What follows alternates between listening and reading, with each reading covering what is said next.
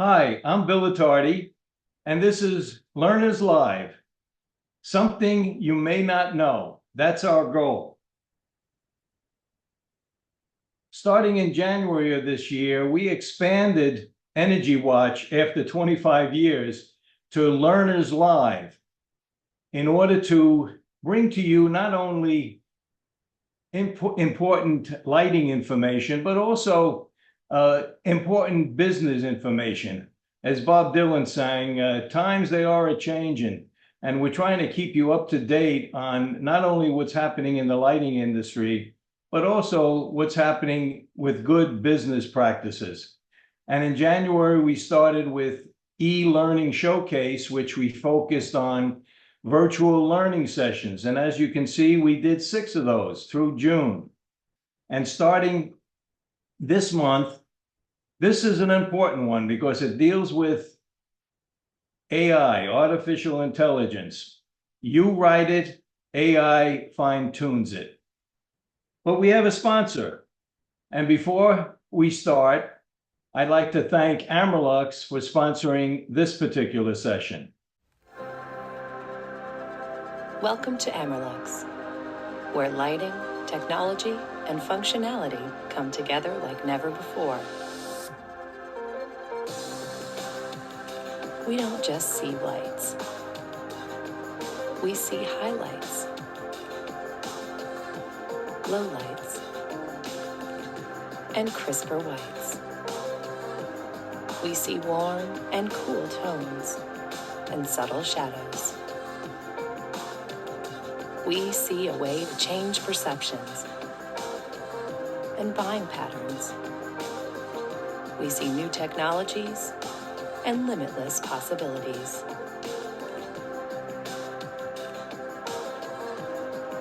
We see reflections, refractions, and new realizations. We see shapes and colors. So many shapes and colors. We see your visions and we make them a reality. We see beyond whats to what ifs and what nows.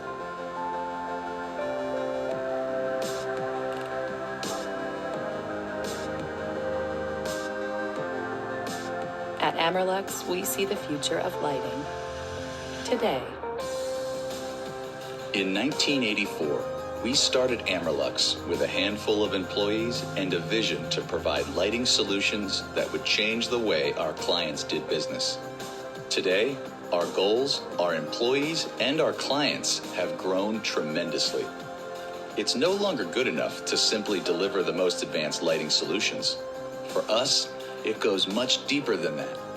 We combine technology and functionality to deliver complete solutions that help clients control, monitor, and protect their environment.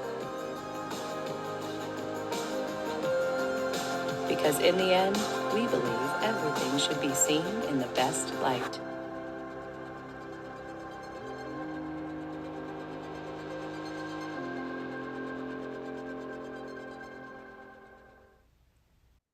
We've had great response so far from all of these sessions, and I want to keep it going. And if you have any thoughts or any comments, please continue to send me your comments. I'm going to try to make them as good as possible.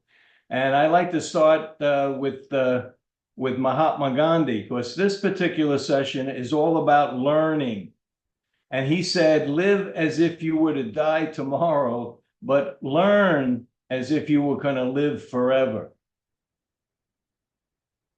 So how do we learn? This is the lesson for this particular session. Common human learning styles. There's 4 of them. One is auditory learning. That means listening. Visual learning, seeing and observing. Kinesthetic learning, physical doing. And our focus is mostly on this session on reading and writing learning, which is the research part. And this is all coming from Stephen R. Covey. I don't know if you've heard of him. I'm sure most of you have. He's an educator, a publisher, a writer, and I've read almost everything he's written, along with Peter Drucker and Milton Friedman and Carl Rogers. Those are the people that have established the learning process. And what Stephen Covey talks about is that communications is without question the most important skill in life. There are basically 4 modes of communications. He talks about reading, writing, speaking, and listening. I think we can all agree on that. But here's 2 comments that he made.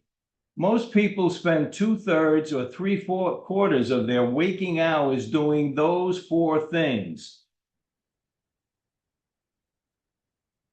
The one that represents almost half of it is the one we have the least training in, and that's listening. And so those are the issues that we need to talk about as far as learning is concerned.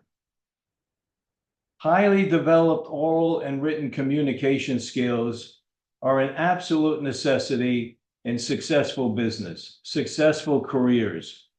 And right now we have a helper.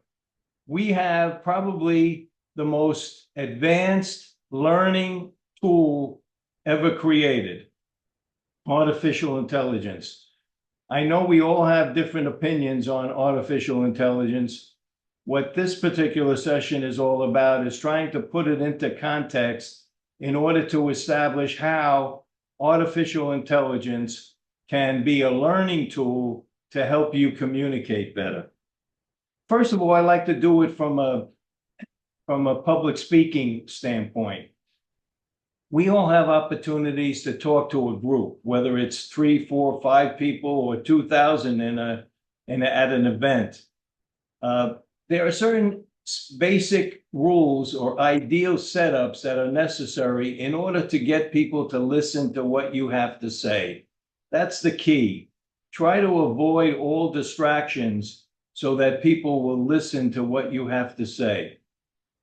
This is the ideal setup of a room of a group meeting. As you can see, the speaker is on the left of the audience. That's the first setup. And then the screen is on the left of the speaker. That's important. Avoid distractions.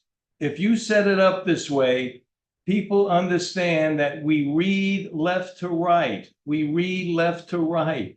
If he's on the left and the screen is on his left, that's the common way people will listen to what the speaker has to say. As far as the computer is concerned, and in this case, his laptop, it's in front of him. Everything that's on that screen is also on his laptop. He never has to lose contact with the audience. Keeping an eye-to-eye contact with everybody in your audience is an important way to make contact, and you got to maintain that. When someone gives you a microphone and says we want you to speak to a group, I call that the performance. And there's 3 things that are important in every single important performance. Number 1 is the creative opening. That's your first impression. That's the attention grabber. You need to work on making sure that your creative opening gets everybody's attention. You want people to think that, oh, this is going to be good. I want to listen to this. And then meaningful content. That's sharing what you know. That's what they're there for, to listen to what you know and what you're going to teach them. And then a compelling close. That's the lasting impression. That's the call to action. That's the last thing that you want people to remember. So those 3 things are essential parts of every performance, every presentation, every speaking assignment that you have. You write it, and here's where AI comes in. Prompt AI to fine-tune it. Prompt them to fine-tune every presentation that you give. Commit yourself to improve. couple things that we should talk about before we get into how AI can improve your speaking and communication skills. I put down 3 common oral communication errors. There's many of them, as you know, but I just want to focus on 3. The first one is when you say to your audience or to a person that you're speaking to, do you understand? Do you understand? That could be a little antagonistic because the onus is on the listener to listen and to try to understand what you have to say. The onus should be on you, the speaker. And one way to do that, and do that positively, and to do it with some class, is what the Italians do. They say, mi spiego, let me explain. If someone says to you they don't understand, don't hit them with, why don't you understand? Then hit them with, let me explain. The second error is, oh, that's not what I meant. Oh, that's not what I meant. If you keep repeating that, you need to work on your communication skills because your words are not getting through to the people that you want to communicate. And the last one is eye contact. You want people to listen to what you have to say. And if you're not maintaining eye contact, they're not connecting, they're not listening. And if they're not listening, there's no transfer of thinking. So help is on the way. I indicated right at the beginning that this is how you can use AI to help you learn and help your communication skills. It's the most powerful learning tool ever created. We can argue about that, I think, but in time, I think you'll come around to believing that this is a tool and it should not be a crutch. That's the danger of AI, letting it do all the work for you. It can make you smarter. It can strengthen your communication skills, your critical thinking and public speaking. Think of it as your personal writing tutor to improve your writing skills. With every single draft that you do, feed it into AI and let them help you improve on your writing skills. It will increase your competency and boost your confidence level. Bottom line is you have a choice. You can have original thought, or you can plagiarize what AI provides to you. I tell that to my students. You're not there to plagiarize what AI does. You're there to have original thought and ask AI to improve on those original thoughts, not to plagiarize what you're saying, what your assignment is. Let's talk about how we learn to communicate. I have this, how did we learn to communicate? Because I think I'm going to present 4 different ways on how we learn to communicate. And I use the word did because I think in time, all 4 of these are going to disappear. They're going to go away. Let me cover the first one, the library. Remember, we went to the library and we pored over books. And today we pour over ebooks electronically, and that's for knowledge. I think the library is passé. What's taking its place is the AI library, a vast, big data library containing everything ever written, and you can access it in seconds. That's why the physical library that we're used to going to is going to be replaced by the artificial library. And that's the public library. The private library was the encyclopedia. Almost everybody I ever know, and we had one too, which on the shelf at home. It was the encyclopedia. And it was all in alphabetical order to make it easy to find stuff. Forget about it. It took us forever to find stuff, information for hours.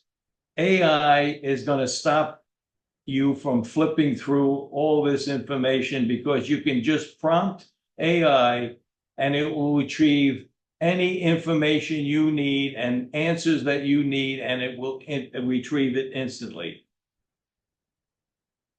3 is news and media. That's how we learn to communicate, from newspapers and social media. When was the last time you had a newspaper delivered to your door? Most newspapers today are all online. They don't print anything anymore. Social media has all kinds of information, brainstorming ideas, and information that may not be actually correct, right? Trying to get to the truth these days is not an easy task. That's where AI comes in. It can aggregate, compare, evaluate, and help us sharpen and get more accurate information. That's a very strong, I think, benefit from artificial intelligence. And the last one is us teachers. Remember all the teachers you had in your life teaching you reading, writing, and arithmetic? Well, they all tried to make us smarter. But we may all be replaced. I may be out of a job pretty soon, okay? Why? Because AI offers unmatched expertise, analyzing your writing from clarity, grammar, style, suggesting improvements that no human can match in speed and scale. That's just the way it is, folks. There is no teacher that has more information than artificial intelligence. So be prepared to have artificial intelligence play a big role in teaching. And there's plenty of AI, generative AI options that you have.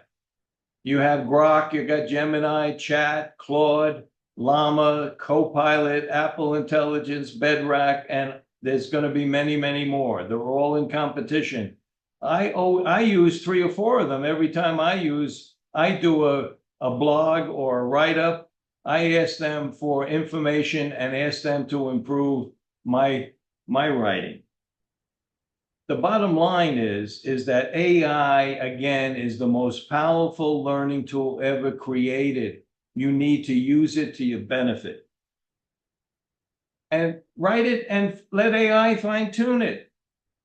You and AI can work together so that you get smarter. You learn from this activity. Always start with your original thought. To me, that is critical to learning. Come up with what you think, specifically what you think is what you want to write about and what you want to communicate. Original thought. Then feed it into AI. And ask AI to help you fine-tune it. Ask for missing ideas. Think of AI as your assistant, your personal writing tutor. And then what you get back from AI needs to be edited. I call that human editing for information. And then when you edit it and you pull it all together and you add and you distract and you make it better, you have a finished scholarly work that you can share with others. Congratulations. Work at this on a consistent basis. If you do, here's what I promise. You'll do more than just communicate better. You'll think better. You'll learn faster. And you'll work smarter. And ultimately, you'll succeed in ways you never thought possible. I submitted this particular session to AI, and this is what I got back. This is what AI says is what they provide in order to make AI beneficial to anything you do, any writing that you do. Here's what they say AI will contribute. Number 1, it retains your personal voice, your style, your tone. So it's not something that your writers or your listeners won't remember because it retains your personal style. It organizes the piece with clear headings and logical flow. Remember, I talked about creative opening and meaningful content and compelling close. AI will do that. Streamlines repetitive phrases and tightens the prose for clarity and readability. It also clarifies how AI improved your writing. It analyzes for clarity and grammar, and it will help you in your oral skills as well. It maintains a conversational yet authoritative tone, suitable for a blog, for students, professionals, whatever you write, it's going to make it better. And call to action. It advises how to engage the readers, the compelling close, how to encourage interaction, practical applications. It breaks down complex issues. This is what AI says it will do to anything, any project that you do. Again, start it yourself, original thought, and then let AI fine tune it.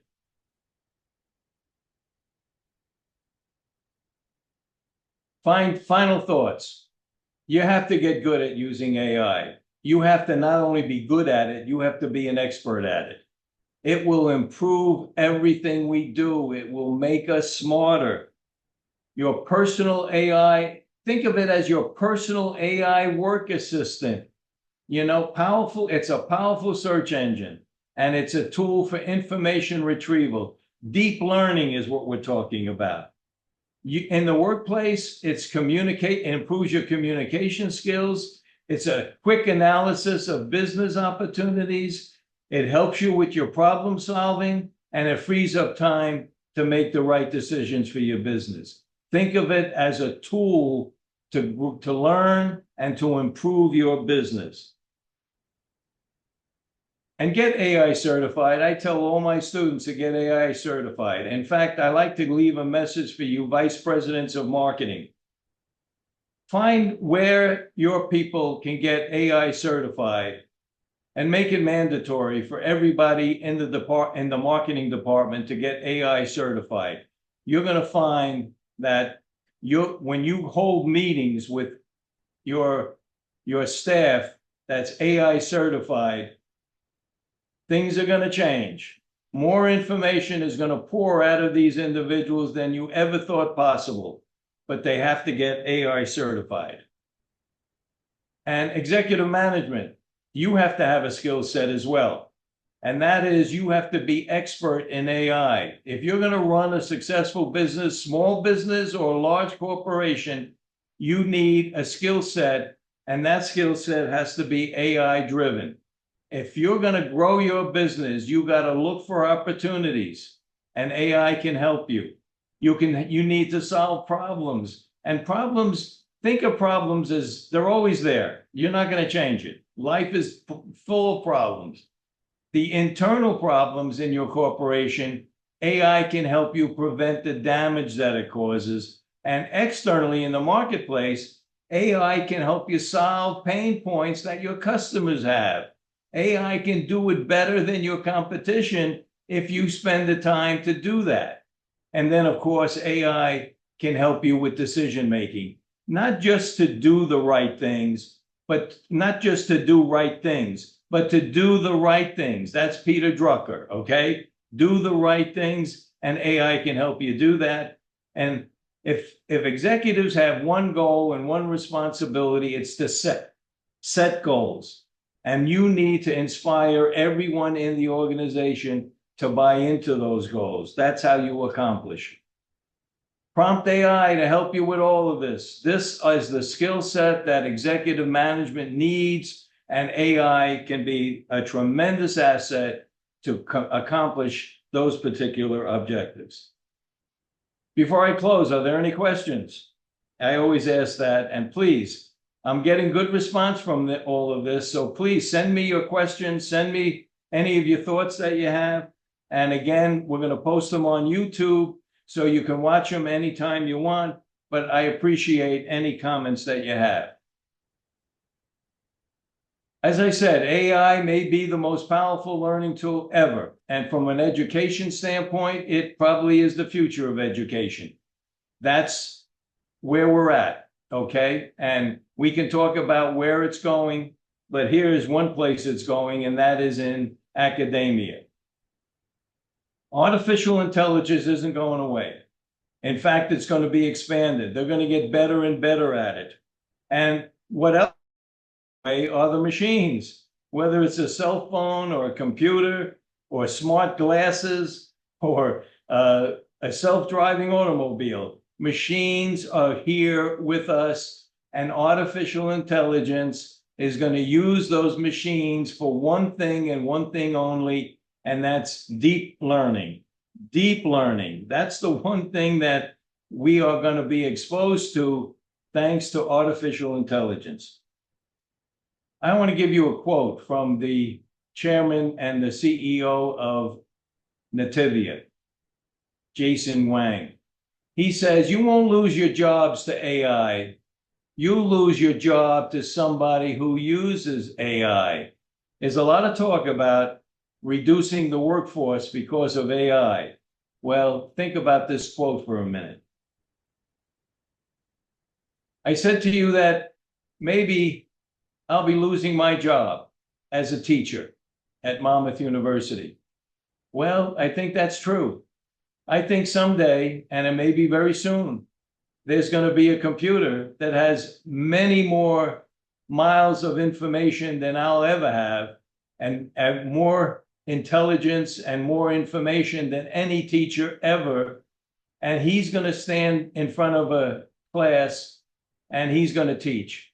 And his teaching information and his teaching skill is just going to be better than anything us teachers ever had.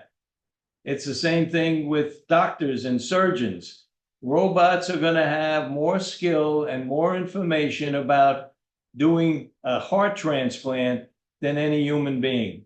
That's the nature of the beast, folks. So you're going to have robots in front of teachers, and not only in front of students. Not only in front of students, when you go home, you're going to have a robot at home that's going to help you learn.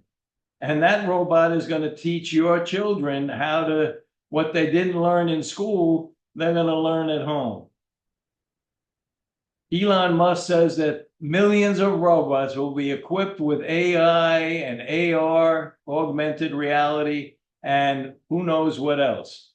Whatever, they are going to be here to help us, and not just to clean the house and wash the dishes. They're going to help us learn.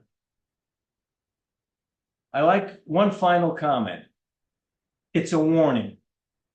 The warning is that in this high-tech digital age, we are all addicted to our machines, right? Hard to teach our kids to put down that smartphone or stop with the social media jazz when we are so dependent on it ourselves, right? Well, communications are best practice one-on-one, person to person. Connecting with people is not only intellectual, it's also emotional. And this is where my caution comes in. My concern going forward is the danger of most essential parts of everyone's overall good health. And that is personal development and growth of human relationships. Don't let AI get in the way of developing your relationships and your success with those relationships. Again, thank you, Amerlux, for sponsoring this particular July learning session. See you next month. Bye.